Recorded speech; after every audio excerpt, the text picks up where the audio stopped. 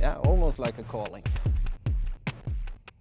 But is it something also maybe you studied, or is it just in private time that you dig into this? I generally don't believe in Organized studies about this? no. Especially not books, because they are subjects of the writer's personal preservation of them. So it's really maybe for inspiration, but you can't really take it to literally what they write down. Yeah, because it's their way of seeing them, and that I don't think comes clearly enough to the surface. But of course, runology is a part of the way I work, and an important part, knowing the sources we have. Yeah. Of course, but there's definitely a spiritual aspect to it,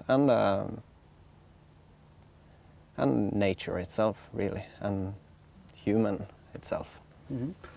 When creating when releasing maybe the first real the CD, the actual recording of years of work you put into it, what did you expect when? Did you have any expectations of reactions, or maybe how people would pick it up, or? It was really difficult to know, and it was a bit surprising how good it was, how good the response has been in the metal world. I really hadn't expected it, but then again, I didn't know what to expect, because this is not something I've done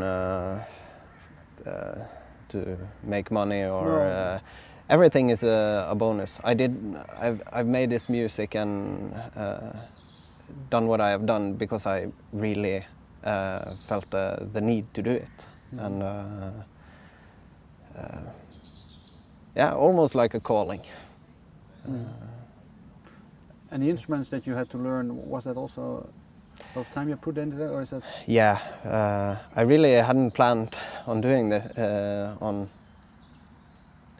playing all of these instruments, but I really wanted, like for instance the goat horns, I really wanted to use them in my project, and there are almost not anybody handling the goat horns anymore. So, do you feel that you get better in it? Maybe more?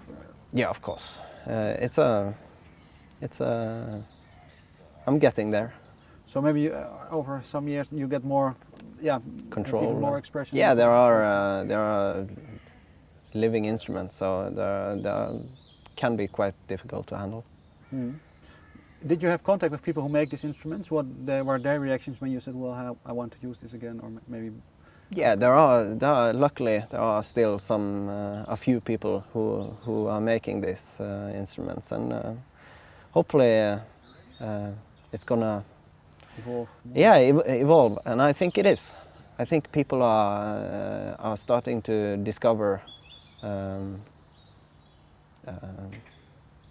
these beautiful old instruments again, and that's a really good thing. Do you think? You already mentioned you got good response from metal crowd, with of course it's still a little bit attached to you and maybe Gaahl. Yeah, but do you also you've maybe reached a new audience that you maybe did not know that would get into this? Yeah, I think so, and it's a slow process, all of this. Wardruna is a quite new act, and it's going to take time before people discover it. One last question. But I generally think that Wardruna is not something that is aimed to any specific cultural or different age, or that sort of or social groups. It can reach anybody, anywhere, really, because it's speaking of,